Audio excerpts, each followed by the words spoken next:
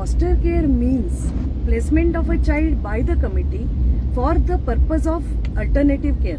म्हणजे जसं आपण ही व्याख्या समजून घेत असताना हा विषय इतका महत्वाचा आहे. मुलांच्या हक्कांच्या संबंधात आपण जेव्हा विचार करतो तेव्हा इथे जसं म्हटलंय ना की पर्पज काय आहे या सगळ्या फॉस्टर केअरच्या ओव्हरऑल सर्व्हिसेसच्या संबंधातला, तर यामध्ये असं म्हटलंय मुलांचे राईट्स हे कधी जोपासले जातील तर जेव्हा त्यांना एक अल्टरनेटिव्ह केअर मिळेल. अल्टरनेटिव्ह केअर म्हणजे पर्यायी व्यवस्था, आणि ती कुठली असावी तर in the domestic environment of a family.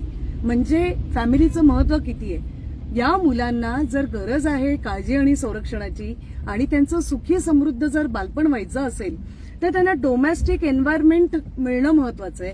आणि हे डोमेस्टिक एन्व्हायरमेंट म्हणजे काय तर कुटुंब, परिवारमधले आई बाबा, जन्मदाते आई वडिलांप्रमाणे त्यांना असं प्रेम मिळावं, अशा पालकांचा असे पालक मिळावेत की ज्या पालकांमुळे त्यांचं पॅरेंटिंग खूप चांगल्या पद्धतीचं असेल आणि मुलांचं त्यातून संगोपन, त्यांना संस्कार, त्यांची जडणघडण अशी होईल की ज्यामध्ये त्यांना त्यांचा सगळ्या व्यक्तिमत्वाचा विकास होऊ शकेल.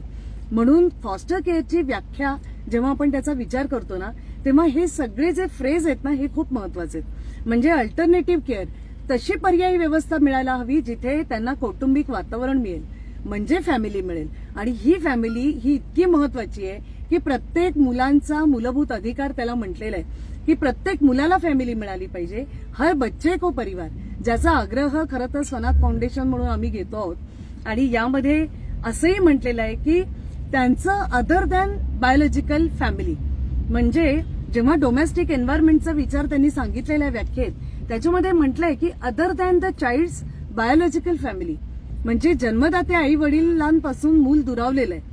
तर हे जर दुरावलेलं मूल असेल तर त्यांना अशी काहीतरी पर्यायी व्यवस्था मिळावी ज्याच्यामध्ये त्याला कुटुंबाचा आधार मिळेल, पालक चांगले मिळतील, सुजाण पालकत्वाचा अनुभव मुलांना घेता येईल आणि त्यांचं जे बालपण आहे ते सुखी समृद्ध होईल. किती महत्वाची ही व्याख्या आहे आणि किती व्यवस्थित पद्धतीने त्या व्याख्येमध्ये या सगळ्या विषयाचा बद्दल मुलांच्या राईट्स विषयी किती चांगल्या पद्धतीने विचार मांडलाय.